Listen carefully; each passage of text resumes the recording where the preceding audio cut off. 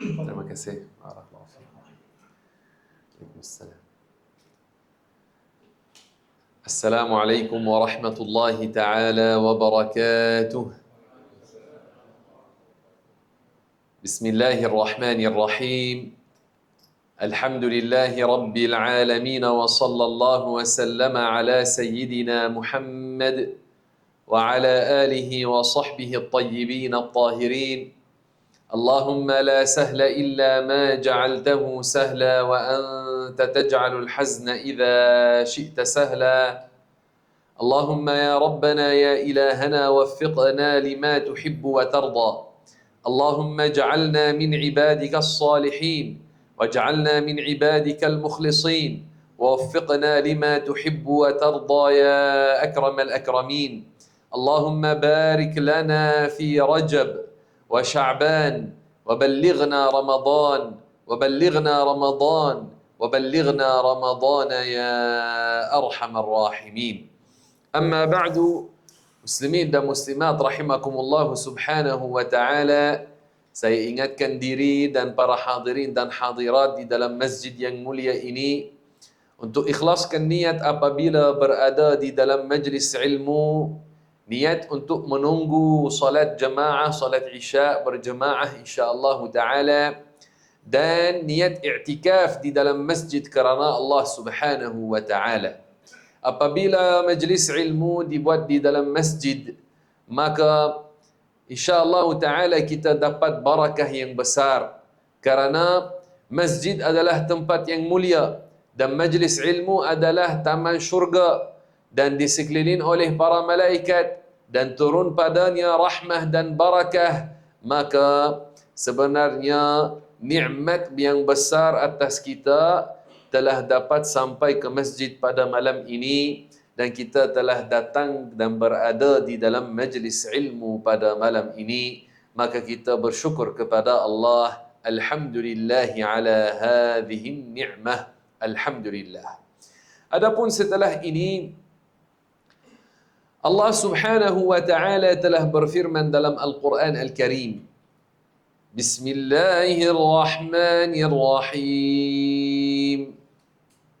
Subhanalladzi asra bi'abdihi laylan minal masjidil harami ilal masjidil aqsa alladzi barakna hawlah لنريه من آياتنا إنه هو السميع البصير. صدق الله العلي العظيم. Ayat ini yang ia adalah ayat nombor 1 daripada surat Al-Isra. Ada padanya khabaran daripada Allah Subhanahu wa ta'ala tentang mu'jizah yang hebat, mu'jizah yang agung yang Allah Ta'ala telah memberikan kepada Nabi-Nya Muhammad sallallahu alaihi wasallam, iaitu mu'jizatul Isra. Mu'jizah Al-Isra dalilnya daripada Al-Quran, ayat ini, dan juga mu'jizah Al-Mi'raj pun dalilnya daripada Al-Quran Al-Karim, kerana Allah Ta'ala berfirman, وَلَقَدْ رَآهُ نَزْلَةً أُخْرَى عِنْدَ سِدْرَةِ الْمُنْتَهَى عِنْدَهَا جَنَّةُ الْمَأْوَى. Difahami daripada firman Allah Ta'ala ini bahawasanya Rasulullah sallallahu alaihi wasallam telah sampai ke Sidratul Muntaha, dan di sana di atas ada Jannatul Ma'wa, ada syurga. Maka ini bukti tentang mu'jizah Al-Mi'raj. Muslimin dan muslimat rahimakumullah subhanahu wa ta'ala, maka wajib mempercayai apa yang ada dalam Al-Quran tentang mu'jizat Al-Isra dan juga tentang Al-Mi'raj. Apakah makna mu'jizah? Bila kita sebut mu'jizat, apakah makna mu'jizat? Mu'jizat adalah bukti kebenaran seorang Nabi. Bukti kebenaran seorang Nabi. Bila seorang manusia diutuskan oleh Allah Subhanahu wa ta'ala Dan dia kata tentang dirinya, dia adalah Nabi, dia utusan Allah. Dan dia mengkhabarkan tentang suruhan Allah kepada hamba-hambanya. Maka bukti kebenarannya adalah mukjizat yang Allah memberikannya kepadanya. Apakah itu mukjizat? Sesuatu yang mencari adat. Ia mencari adat dan ia menyokong dakwaan orang yang zahir baginya, yang dia dakwakan dirinya Nabi. Maka ia zahir bagi seorang yang dakwakan dirinya Nabi dan dia benar pada dakwaannya itu dan ia menyokong dakwaannya. Dan antara definisi mukjizat adalah orang yang mendustakan Nabi, dia tidak mampu membawa sesuatu seperti mukjizat itu untuk lawan seorang Nabi. Kita jelaskan satu persatu sebelum kita mula syarah tentang mukjizah ini yang hebat, Al-Isra' wal Mi'raj. Maka sesuatu mukjizat adalah bukti kebenaran seorang Nabi. Bila orang dia tanya kepada kita, jadi kenapa selalu di Rajab sebut tentang Isra' dan Mi'raj? Kita ingatkan tentang kebenaran Nabi kita Muhammad sallallahu alaihi wasallam, ingatkan tentang mukjizah yang ia bukti kebenarannya, bukti kebenaran agama yang dibawa oleh baginda sallallahu alaihi wasallam, agama Islam yang mulia ini. Mukjizah ini ia zahir bagi seorang yang dakwakan dirinya Nabi dan menyokong dakwaannya. Adapun kalau sesuatu yang mencari adat, zahir bagi seorang dakwakan dirinya Nabi tapi dia bukan Nabi yang benar dan ia mendustakannya. Ia membongkar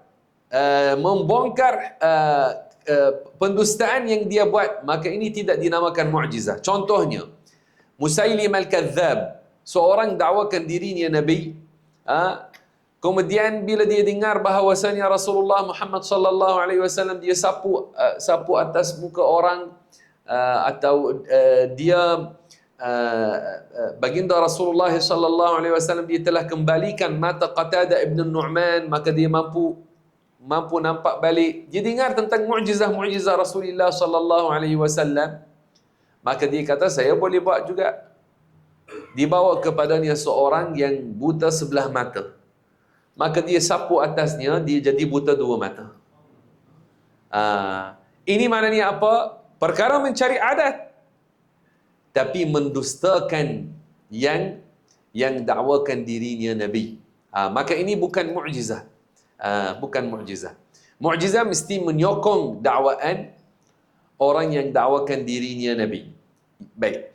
Dan ia, bila kita kata ia sesuatu mencari adat, yani bukan ia sesuatu yang dengan latihan kita boleh sampai kepadanya. Ada sebahagian perkara ia kita nampak ajib. Contoh, sekarang kita melihat ada setengah pemuda dia melompat daripada contoh tingkat 2, tingkat 3. Ada cara dia melompat, dia turun, tak ada apa. Dia tidak ada mudarat.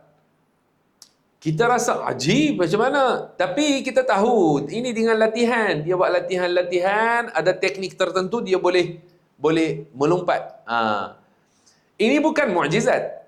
Mukjizat seperti yang berlaku kepada Nabi kita Muhammad sallallahu alaihi wasallam. Dia tunjuk dengan jarinya kepada bulan terbelah dua.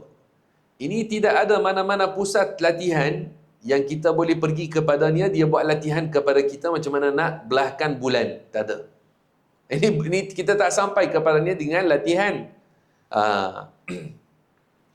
Rasulullah Muhammad sallallahu alaihi wasallam mukjizatnya banyak.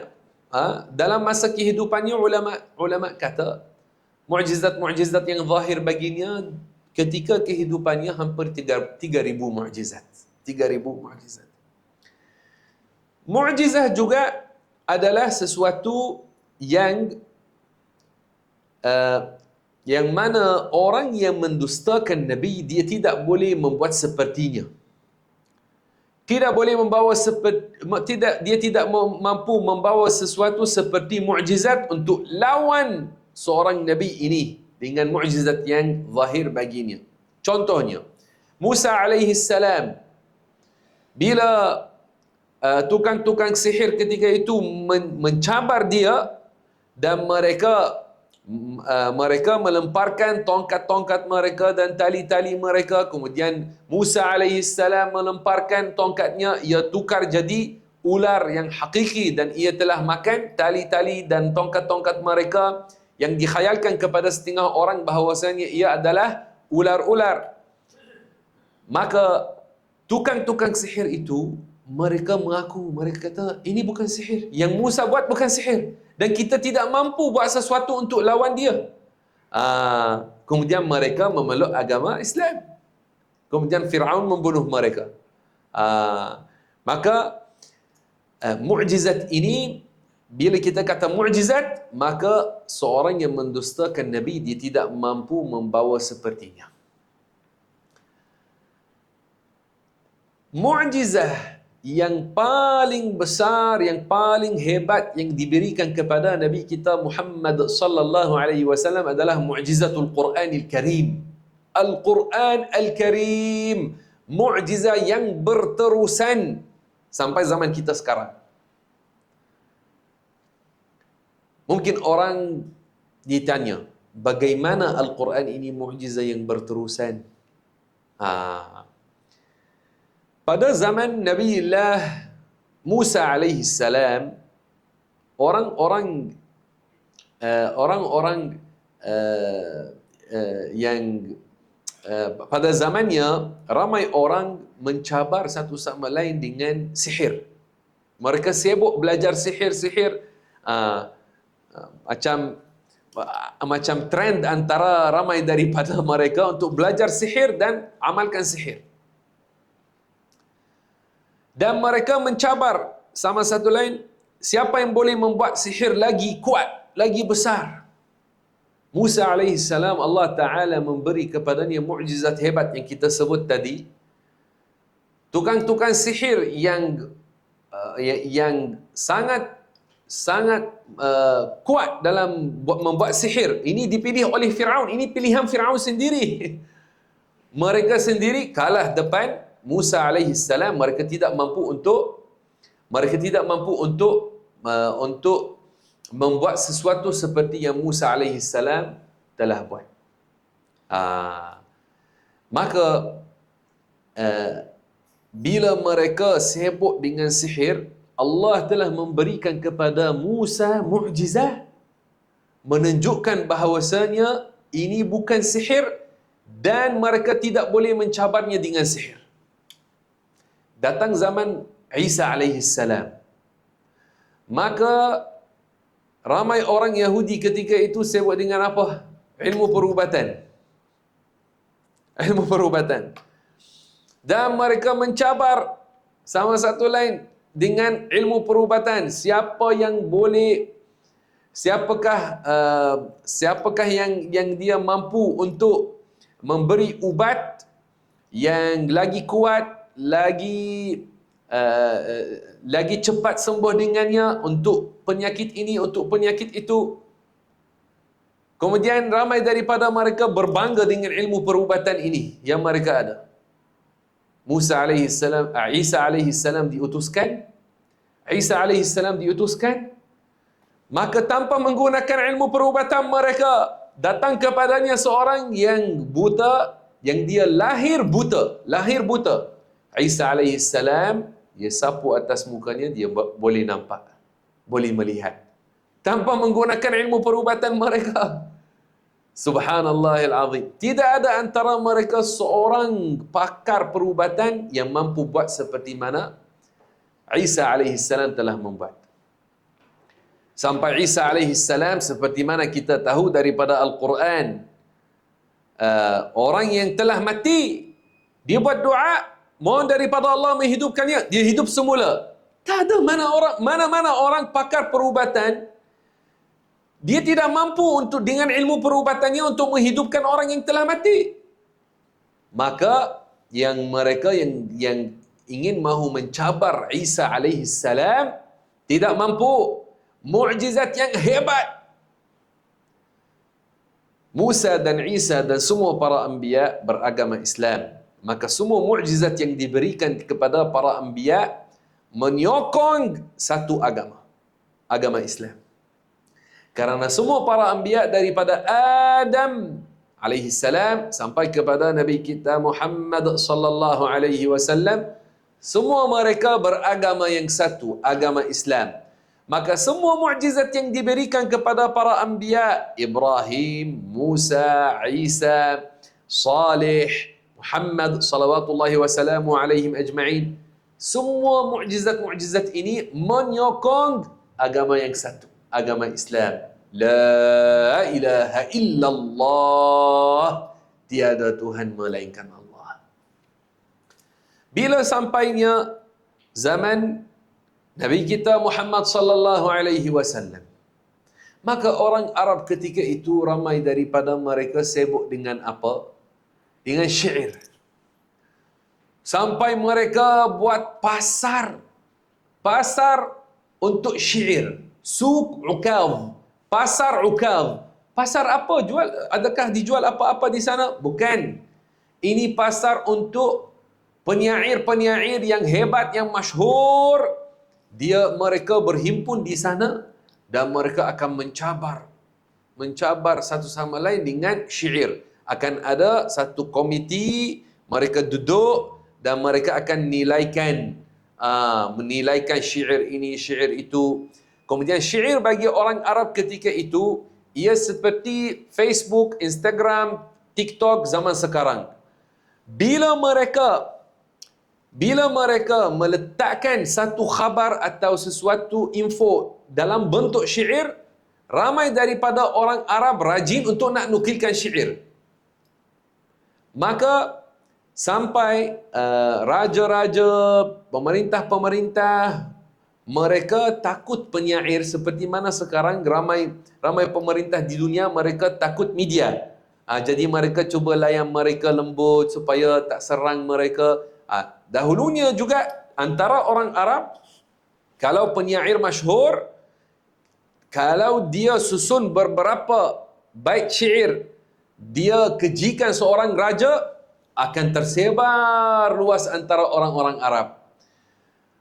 Maka dalam suasana seperti ini,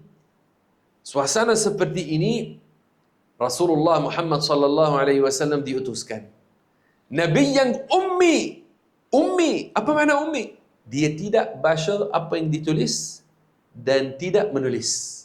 Walaupun ummi, dia telah membawa Al-Quran Al-Karim yang mana tiada seorang penyair daripada semua penyair itu yang mampu buat seperti surah yang paling pendek daripada Al-Quran. Orang-orang Arab yang asli ketika itu, hatta ada antara mereka yang tidak beriman, tapi mereka kata, ini bukan seperti syair yang kita katakan. Ini sangat cantik. Ini bahasanya sangat tinggi, sangat mantap. Allahu Akbar. Dan mereka tidak mampu membuat seperti surah yang paling pendek dalam Al-Quran.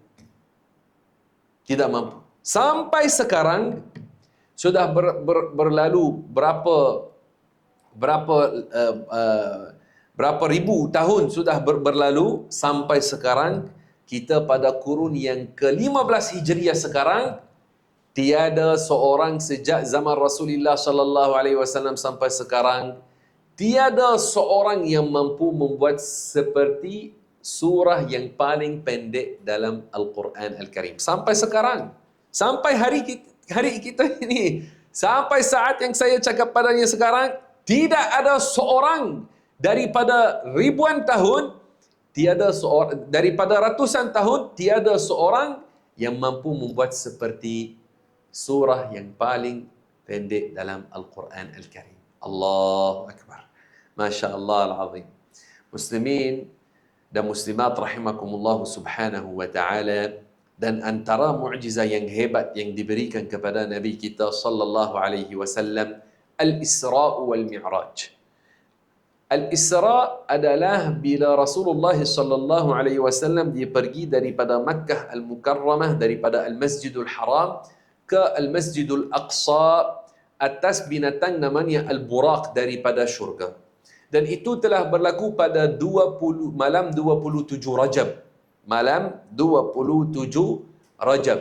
Rasulullah sallallahu alaihi wasallam setelah dia balik daripada At-Taif, dan ketika baginda pergi ke At-Taif, dia harap ada orang-orang di sana beriman, menyokong dakwah Islam, tapi penduduk At-Taif mereka telah hantar budak-budak yang kecil dan orang-orang gila melemparkan Rasulullah sallallahu alaihi wasallam dengan batu.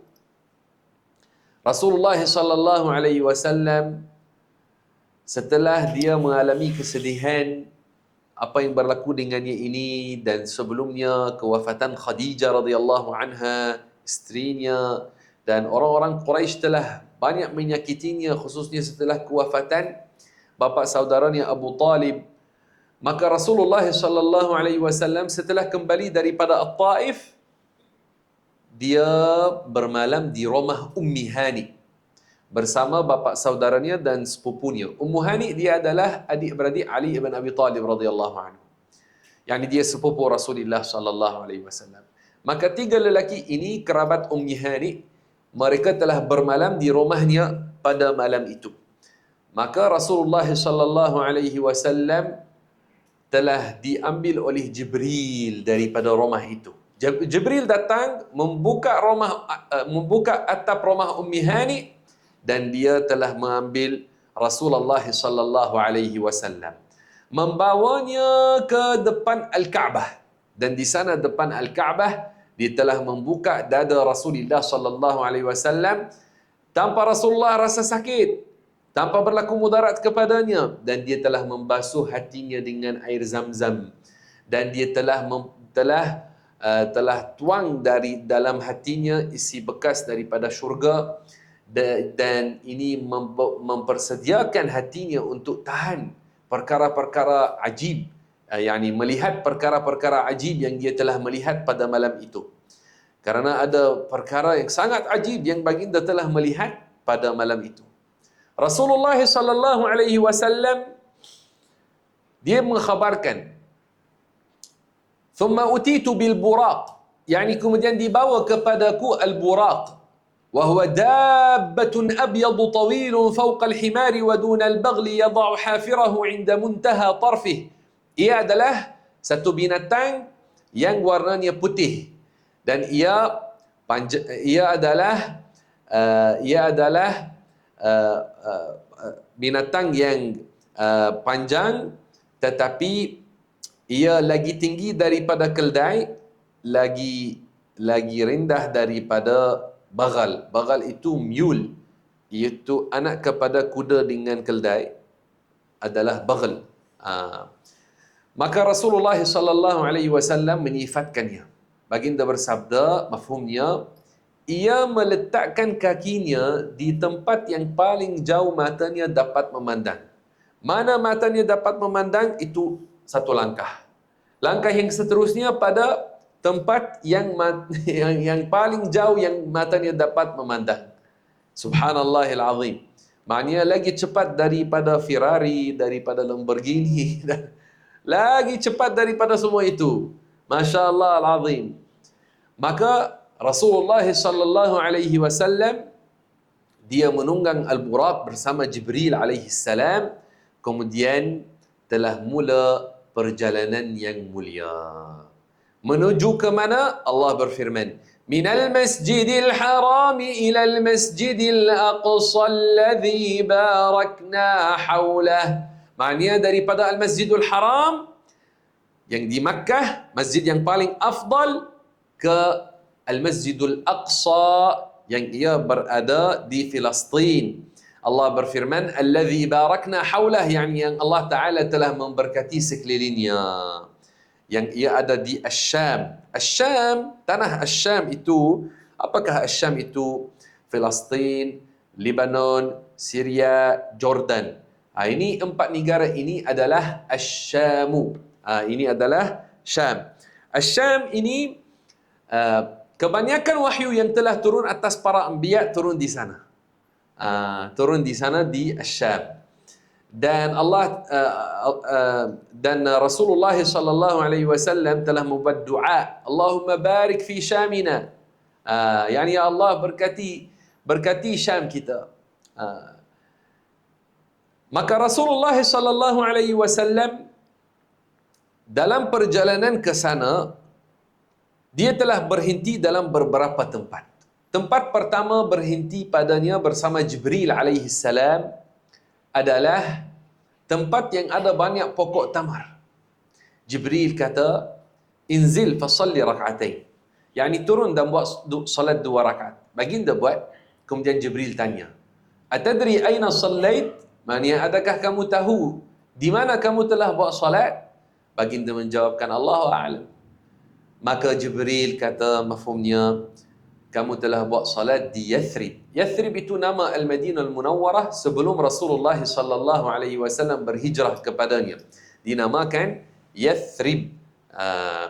Kemudian setelah baginda berhijrah jadi namanya Al-Madinatul Munawwarah.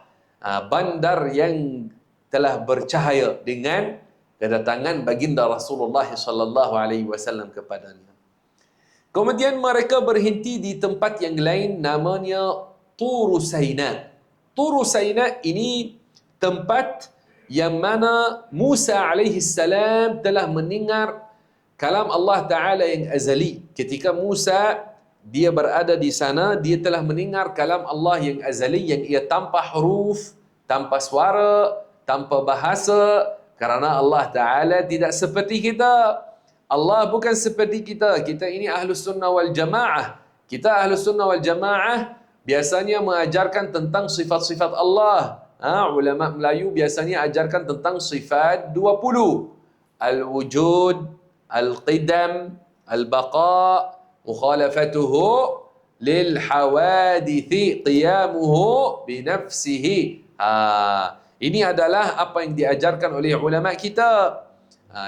Dahulu kita di negeri Selangor ada sultan yang mulia, As-Sultan Alauddin Sulaiman Shah, Sultan Selangor Darul Ihsan yang kelima. Baginda menulis kitab Pohon Agama. Tentang apa? Tentang sifat-sifat Allah Subhanahu wa taala. Dia syarahkan dalam kitab ini tentang sifat-sifat Allah. Allah Ta'ala ada, tiada permulaan bagi kewujudannya dan tiada akhir bagi kewujudannya. Dia bersifat dengan mukhalafatuhu lil hawadithi. Maknanya Allah tidak seperti sesuatu. Allah tidak seperti manusia. Allah tidak seperti cahaya. Allah bukan jisim besar seperti gunung. Bukan jisim kecil seperti habuk atau semut. Allah Ta'ala tidak bersifat dengan anggota badan. Tangan, kaki, mata. Tidak. Kita orang Islam tidak menyembah berhala. Kita menyembah Allah. Allah tidak seperti berhala.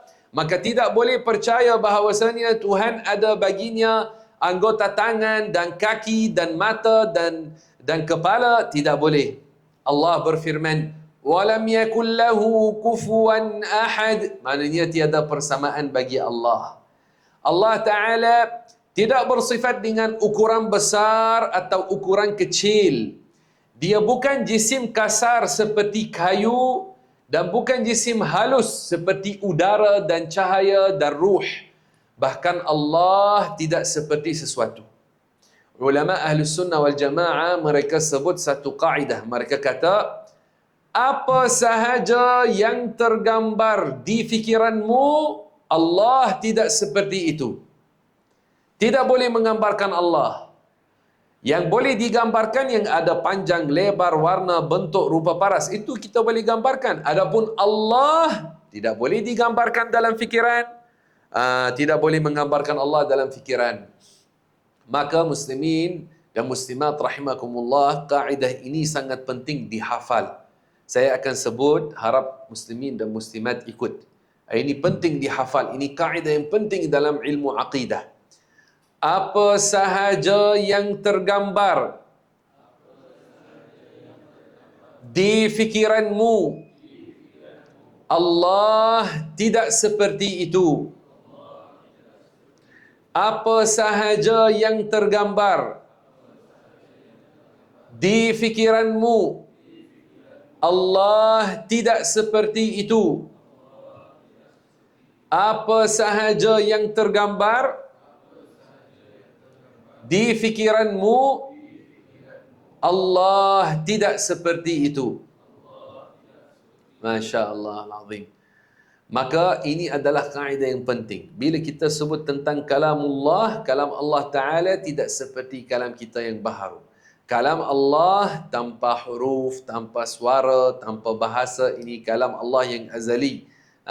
Yang ia sifat bagi zatnya. Kalam Allah yang azali, yang ia sifatnya bukan bahasa Arab, bukan bahasa Inggeris, bukan bahasa Melayu. Tidak. Kerana kalam Allah Ta'ala tidak seperti kalam ciptaan. Adapun lafaz yang diturunkan, yang ditulis dalam mushaf, ini ulama namakan dengan al-lafzul munazzal, lafaz yang diturunkan. Ini bukan ia sifat yang azaliyah, bukan sifat yang azaliyah sudah meresap dalam kertas. Tak, mustahil.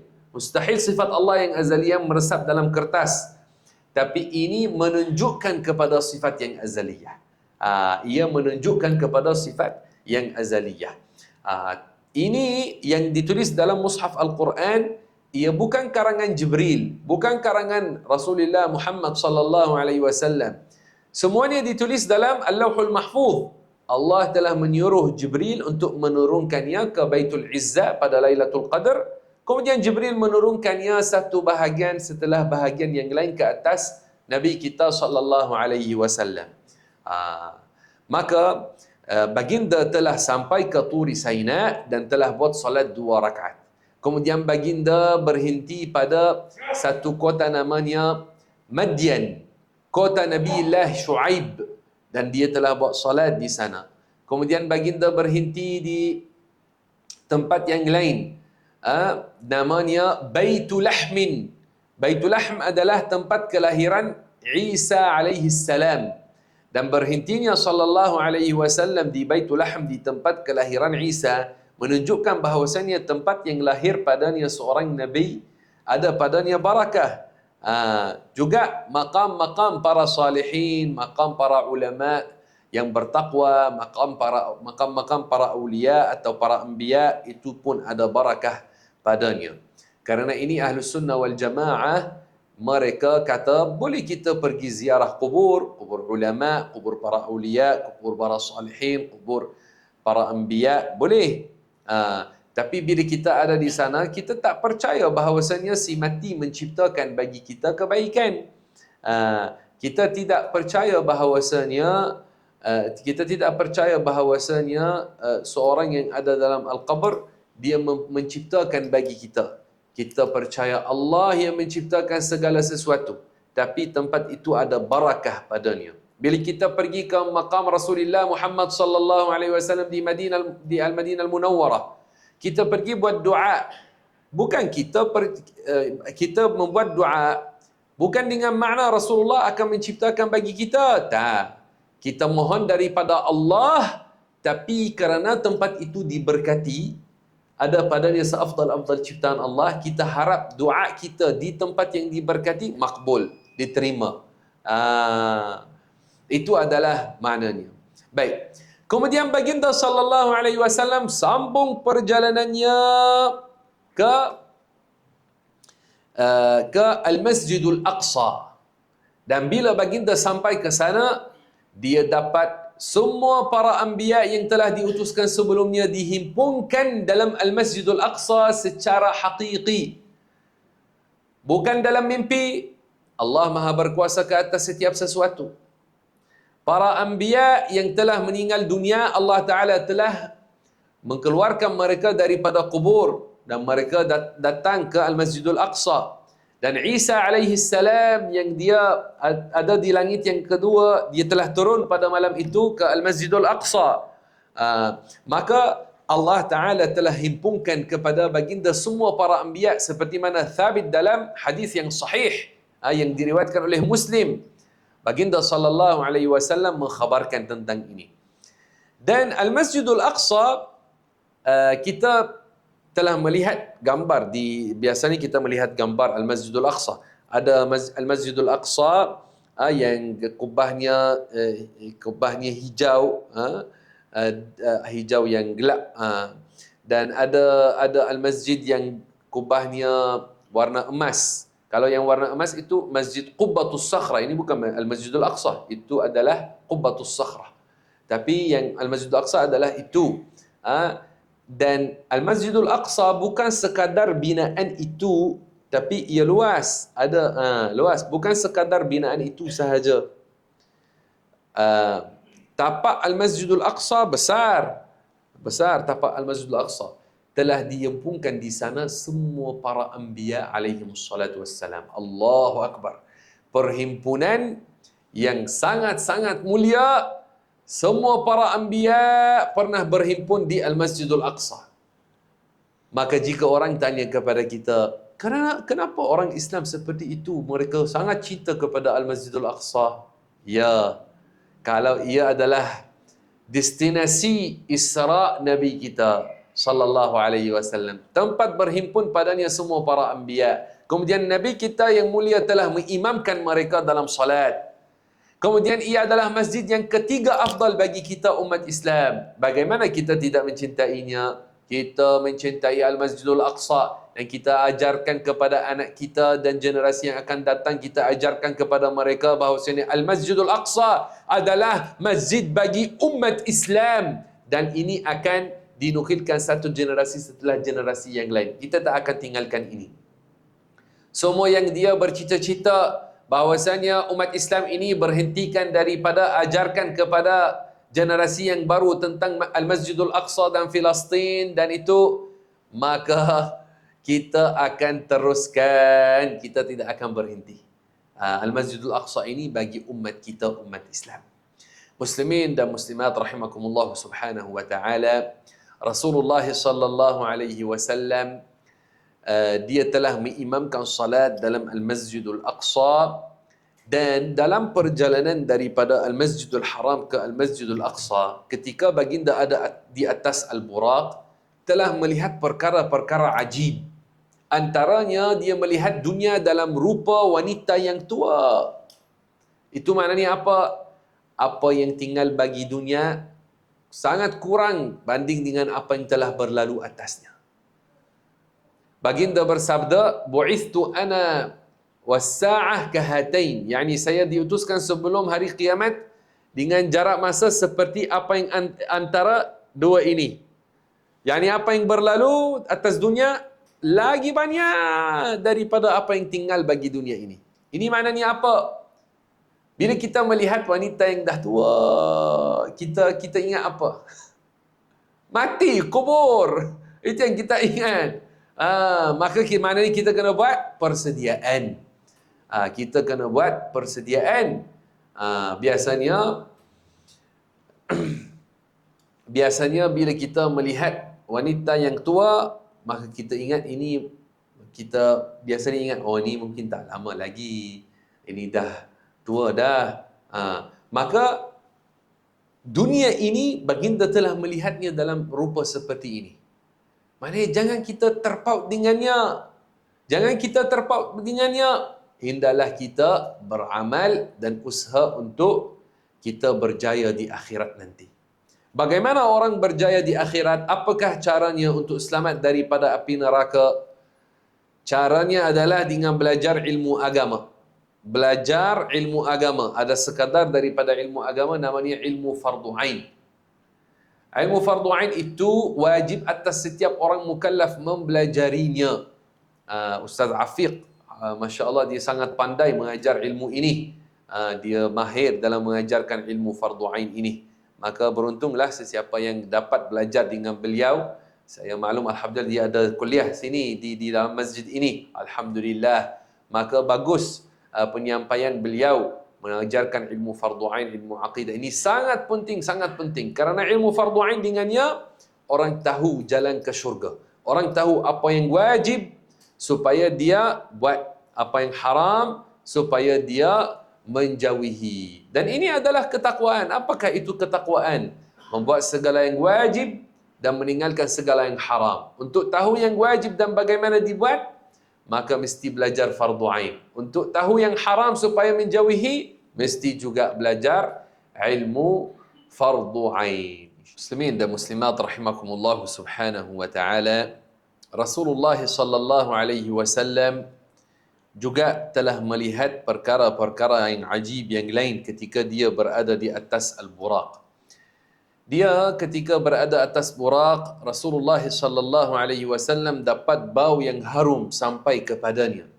Maka dia tanya, ini daripada mana? Maka Jibril mengkhabarkan ini adalah daripada maqam Mashitatu binti Fir'aun. Seorang muslimah pada zaman Fir'aun, dia seorang wanita muslimah, tapi kerjanya dia sikat rambut anak Fir'aun. Satu ketika jatuh sikat daripadanya, dia nak ambil, dia kata Bismillah. Maka anak Fir'aun mendengarnya, dia kata, kamu ada Tuhan selain ayahku? Maka kata Mashitah, Tuhan saya dan Tuhan ayah kamu adalah Allah. Maka dia kata, kalau kamu tidak tinggalkan ini, saya khabarkan kepada ayahku. Maka Mashitah ini tidak tinggalkan agama Islam yang mulia. Bila Fir'aun tahu, dia sediakan satu bekas yang besar, panaskan air di dalamnya, dan dia panggil Mashitah dengan semua anak-anaknya. Kemudian dia kata kepadanya, kalau kamu tidak tinggalkan agama ini, saya akan membunuh kamu dan semua anak-anak kamu. Dia kata, saya tidak akan tinggalkan agama ini. Maka dia telah membunuh anaknya satu persatu dalam air panas depan mata ibu mereka. Kemudian apabila dia ingin mahu ambil bayi yang kecil daripada tangan Mashitah, maka Allah Ta'ala telah menjadikan bayi itu bercakap. Sedangkan dia dalam usia yang biasanya tidak bercakap. Dia kata dengan bahasa yang jelas.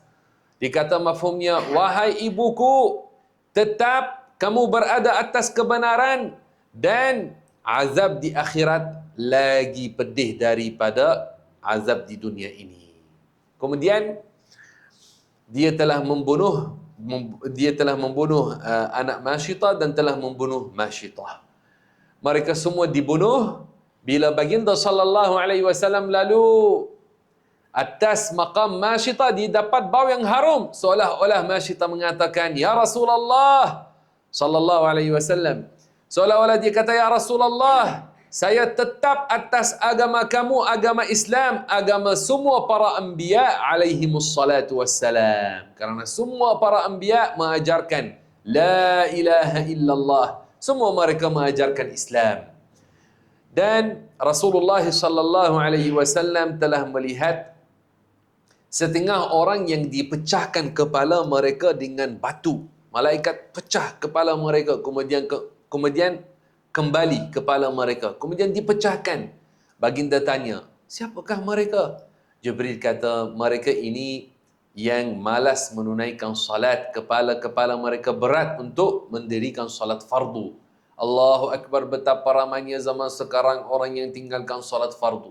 Ramai pemuda-pemudi tinggalkan salat fardu. Duduk main dengan phone ini, duduk tengok movie dan main game sampai mereka tidak bergerak untuk membuat salat fardu wal'iyadhu billahi ta'ala. Masya Allah al-azim. Kalau untuk jalan-jalan cari makan, rajin. Tapi untuk salat fardu, ramai yang malas. Masya Allah al-azim. Wajarnya para ibu bapa mereka membantu dalam jaga anak mereka dan tanya mereka tentang solat dan ingatkan mereka tentang solat. Ada setengah ibu bapa bila mereka call anak mereka yang dia masuk asrama, pergi ke universiti, dia call, dia tanya kepadanya semua urusan dunia. Dah makan apa, semalam pergi ke mana, dia tanya-tanya, masih lagi ada duit ke, atau mahu saya top up, saya transfer lagi ke, atau dah cukup. Tapi dia tak tanya, dah solat subuh ke hari ini? Solat isyak semalam sudah solat sebelum tidur ke? Dia tak tanya. Maka hendaklah kita jaga anak muda kita, ingatkan mereka tentang solat, kerana yang dia tinggalkan solat kerana malas, dia orang yang dilaknati wal'iyadhu billahi ta'ala. Dia buat dosa yang besar yang sangat-sangat bahaya. Orang yang tinggalkan solat fardu, orang yang tinggalkan solat fardu kerana dia malas, maka dia orang yang dilaknati, yang fasik, yang mana orang ini dikhawatiri pengakhiran buruk bagi dia. Dikhawatiri dia ini dapat pengakhiran yang buruk, wal'iyazubillahi ta'ala. Sangat bahaya dosa meninggalkan solat fardu, wal'iyazubillahi ta'ala. Kalau tinggalkan satu solat sahaja, solat fardu, satu sahaja itu dosa besar. Satu sahaja dosa besar. Kalau orang dia tangguhkan sengaja sampai keluar waktunya, habis waktunya kerana dia sibuk nak tengok movie je, maka ini dosa besar juga. Ini dosa besar. Masya Allah al-azim. Maka ini peringatan daripada kisah Isra' dan Mi'raj bagi kita dan bagi keluarga kita. Muslimin dan muslimat rahimakumullah, baginda telah melihat juga perkara-perkara yang lain ketika perjalanan Isra' ini. Tapi detailnya banyak, ada banyak detail lagi baginya. Dan Rasulullah sallallahu alaihi wasallam setelah sampai ke Al-Masjidul Aqsa, baginda telah naik ke langit dengan sesuatu namanya Al-Mirqat. Al-Mirqat. Apakah itu Al-Mirqat? Ini bukan Al-Buraq, ini perkara lain. Al-Mirqat adalah sesuatu seumpama tangga. Satu anak tangganya emas, yang lain perak, emas perak, emas perak. Dengan begitu cepat baginda telah naik ke atas. Sedangkan warid dalam hadis jarak antara bumi ini dan langit pertama, jarak perjalanan 500 tahun. Baginda dengan cara yang mencari adat mu'jizat, dia telah naik, tidak memerlukan untuk menggunakan alat pernafasan, oksigen atau menggunakan roket, tidak memerlukan semua teknologi NASA dan Apollo dan satelit, dan ini tidak memerlukan ini semua. Allah Subhanahu wa ta'ala yang maha berkuasa ke atas setiap sesuatu menjadikan baginda naik, dan naik dengan cepat tanpa berlaku kepadanya mudarat. Sekarang mereka ini yang mahu naik dengan roket, biasanya akan ada banyak latihan bagi mereka untuk badan mereka pressure dan ini, supaya bila mereka naik dah badan mereka biasa dengan ini dengan itu. Rasulullah sallallahu alaihi wasallam tidak memerlukan semua ini. Mukjizat yang hebat. Dan semua mereka ini yang telah naik dengan NASA ke Apollo atau ini, mereka tak sampai ke langit pun. Tapi Rasulullah Muhammad sallallahu alaihi wasallam, lelaki yang mulia ini, telah masuk ke dalam langit yang pertama dan ke langit yang kedua dan yang ketiga dan yang keempat dan yang kelima dan yang keenam dan yang ketujuh. Kemudian masuk ke dalam syurga dan dia melihat Al-Arsh yang ia adalah bumbung syurga. Rasulullah sallallahu alaihi wasallam bila dia naik ke langit, pada langit pertama dia berjumpa dengan Adam alaihi salam. Dan Adam mengalu-alukannya dan membuat doa dengan baik kepadanya. Kemudian baginda naik ke langit yang kedua dan berjumpa dengan Isa dan Yahya. Isa dan Yahya adalah sepupu. Kerana ibu Isa, Maryam, adik-beradik dengan ibu Yahya. Dan baginda sallallahu alaihi wasallam naik ke langit yang ketiga dan yang keempat dan yang kelima, dan dia berjumpa dengan para anbiya. Pada langit yang keenam berjumpa dengan Musa, pada yang ketujuh berjumpa dengan Ibrahim alaihi salam. Dan Ibrahim berpesan kepada baginda untuk pesan kepada umatnya memperbanyakkan tanaman syurga. Apakah ia? La hawla wa la quwwata illa billah. Orang mungkin tanya, kenapa baginda pergi ke Al-Masjidul Aqsa? Allah berfirman, linuriyahu min ayatina, yakni untuk mempertunjukkan kepada Muhammad tanda-tanda kekuasaan Allah. Perkara-perkara ajib.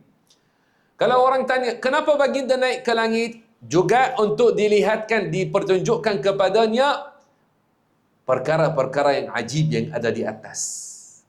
Allah berfirman, laqad ra'a min ayati rabbihil kubra. Maknanya Muhammad sallallahu alaihi wasallam telah melihat tanda-tanda atau perkara-perkara yang ajib yang ia tanda kekuasaan Allah Subhanahu wa taala. Dia telah melihat perkara-perkara besar ia tanda kepada kekuasaan Allah Subhanahu wa taala. Maka Rasulullah sallallahu alaihi wasallam naik ke langit bukan kerana Allah memerlukan langit dan dia menempati langit. Tidak. Kita bila syarah tentang aqidah, biasanya kita kata Allah bersifat dengan al-wujud, al-qidam, al-baqa. Al-qidam kita sebut Allah tiada permulaan bagi kewujudannya. Dia ada sebelum adanya langit dan bumi dan segala ciptaan. Allah yang dia ada sebelum adanya langit, sebelum adanya syurga, sebelum adanya arsh, sebelum adanya arah-arah dan masa, sebelum adanya tempat. Karena hanya Allah yang azali, hanya Allah yang tiada permulaan bagi kewujudannya. Segala sesuatu selain Allah baharu ada baginya permulaan. Allah yang tiada permulaan bagi kewujudannya, mustahil setelah dia menciptakan langit, dia berhajat kepada langit maka dia menempatinya. Mustahil. Allah tidak menempati langit atau bumi atau masjid atau Kaabah atau surau. Tidak. Bahkan Allah sebelum dia menciptakan alam, sebelum menciptakan langit dan bumi dan segala tempat, dia ada tanpa tempat dan tanpa arah.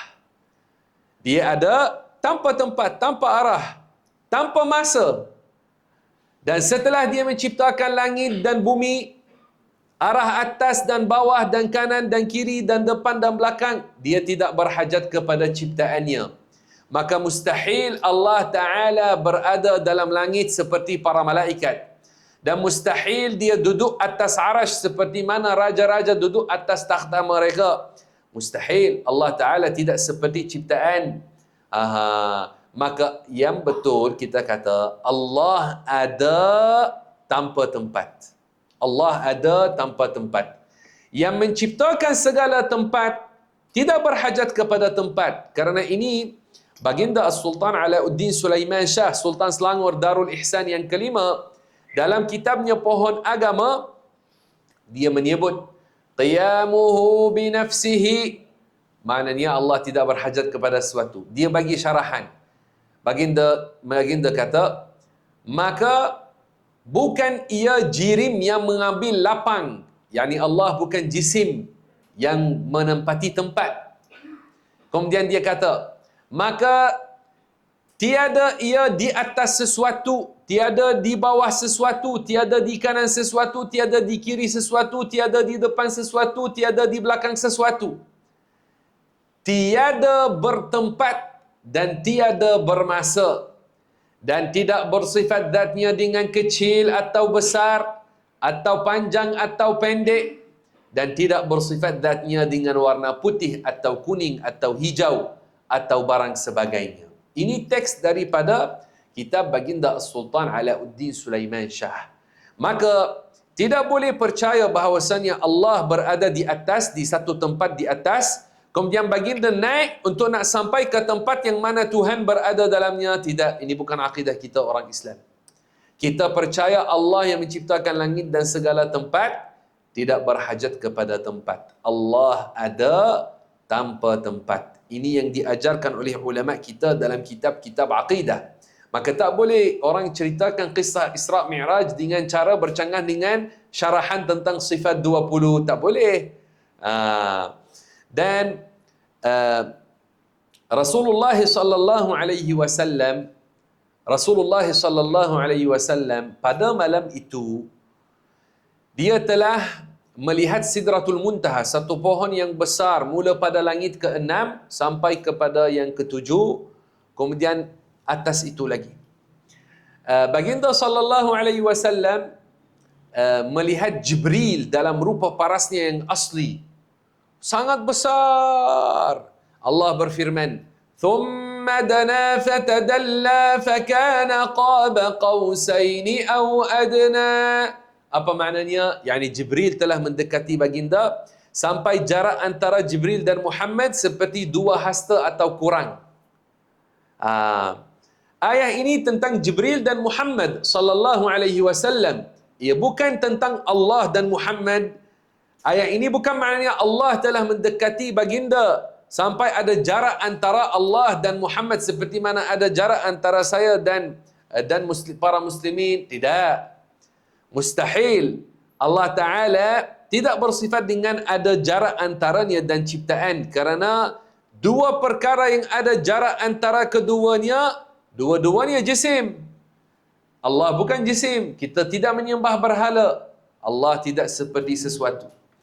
Allah tidak meresap masuk dalam ciptaan, dan dia ada tanpa tempat dan tanpa arah. Tidak boleh menggambarkan Allah Subhanahu wa taala. Muslimin dan muslimat rahimakumullah, aqidah ahli sunnah wal jamaah, Allah ada tanpa tempat. Kalau orang tanya, tapi bukankah Rasulullah sallallahu alaihi wasallam telah melihat Allah pada malam itu? Jawapan adalah memang Rasulullah telah melihat Allah, tapi tanpa Allah berada di langit. Tanpa Allah berada di tempat. Tempat bagi Rasulullah sallallahu alaihi wasallam. Rasulullah ada di tempat, tapi Allah ada tanpa tempat, tanpa arah. Dan baginda telah melihat Allah dengan hatinya. Yani Allah telah menjadikan kekuatan melihat dengan hati, maka baginda melihat Allah dengan hatinya. Maka ini adalah jawapan. Muslimin dan muslimat rahimakumullah, seperti mana kita percaya juga para mukminin akan melihat Allah apabila mereka berada di syurga. Tanpa Allah ada di syurga, tanpa Allah ada depan mereka atau belakang mereka atau di kanan atau di kiri. Kerana Allah ada tanpa tempat, tidak menempati syurga atau langit atau arah Subhanahu wa ta'ala. Sangat penting difahami ini kerana ada ramai orang mereka salah faham tentang kisah Al-Mi'raj. Dan ada yang mendengar daripada setengah golongan sesat. Ada setengah golongan sesat mereka kata Tuhan duduk di atas, di dalam langit. Ini tidak betul. Ini bukan aqidah ahli sunnah wal jamaah. Muslimin dan muslimat rahimakumullah, baginda pada malam itu melihat al-arsh dan melihat syurga, masuk dalam syurga, melihat al-hurul 'ain. Kemudian baginda sallallahu alaihi wasallam dia balik ke Makkah, menceritakan kepada penduduk Makkah. Maka ada orang-orang kafir, mereka kata, bagaimana kamu pergi balik dengan satu malam sahaja? Pergi balik dengan satu malam, pergi ke Masjidul Aqsa. Kalau benar kamu telah pergi ke Masjidul Aqsa, sifatkan bagaimana ia. Maka baginda menyifatkannya. Jibril membawa contoh bagi Al-Masjidul Aqsa depan baginda. Maka baginda melihat dan sifatkan. Dia sebut detail, seolah-olah dia yang membina Al-Masjidul Aqsa. Mereka terkejut. Kerana mereka tahu bahawasanya baginda sebelum malam itu tak pernah sampai ke Al-Masjidul Aqsa. Dia orang daripada tempat mereka. Dia bukan orang asing bagi mereka. Tak, dia lahir di Makkah. Dia hidup bersama mereka. So mereka tahu dia telah pergi mana. Subhanallahil azim. Muslimin dan muslimat rahimakumullah subhanahu wa ta'ala. Kisah Isra' dan Mi'raj, ada lagi detail-detail tentangnya, tapi kita telah cuba sebutnya dan sebutnya secara ringkas, menyebut beberapa pelajaran yang diambil daripada kisah ini. Semoga Allah Subhanahu wa taala kurniakan kepada kita ilmu yang bermanfaat dan menjadikan kita antara yang belajar ilmu dan beramal dengannya. Barakallahu fikum, jazakumullahu khaira. Wallahu subhanahu wa ta'ala a'lam wa ahkam. Alhamdulillah wa sallallahu wa sallama ala rasulillah. Allahumma waffiqna lima tuhibbu wa tarda waj'alna minas salihin. وانفعنا بعلم الدين يا أكرم الأكرمين، وارزقنا التقى والنقى والعفاف والغنى وحسن الحال وحسن الختام، وارزقنا يا ربنا رؤية النبي صلى الله عليه وسلم في المنام على صورته الأصلية، وارزقنا اللهم شفاعته، ووفقنا للخير يا كريم، وآخر دعوانا الحمد لله رب العالمين. بارك الله فيكم. Karamakumullah. Di sini saya ingin nak kongsikan sedikit info. Alhamdulillah kita ada madrasah di Kota Damansara, yang mana kita ada untuk peringkat menengah dan tinggi. kita ada Ma'had Tahfiz Sains Baitus Sa'adah. Kita ada daripada Form 1 sampai Form 5, ada SPM dan ada ada tahfiz sekali dengan SPM dengan kitab turas dan bahasa Arab, dan suasana yang sangat baik bagi anak muda yang mereka nak ambil ilmu agama sekali mahu dapat SPM juga dan hafal Al-Quran. Suasana seperti pondok yang lama tapi moden. Dan kita juga ada sijil tinggi agama Malaysia, STAM, bagi yang telah habis SPM dan mahu sambung untuk pengajian agama, boleh dapat STAM, sijil tinggi agama Malaysia, untuk nak sambung nanti di universiti dalam bidang agama. Maka siapa yang ada anak atau cucu yang ingin nak hantar ke sana, boleh layari Facebook Baitus Sa'adah Education Group. Baitus Sa'adah Education Group. Barakallahu fiikum. Wassalamualaikum warahmatullahi wabarakatuh.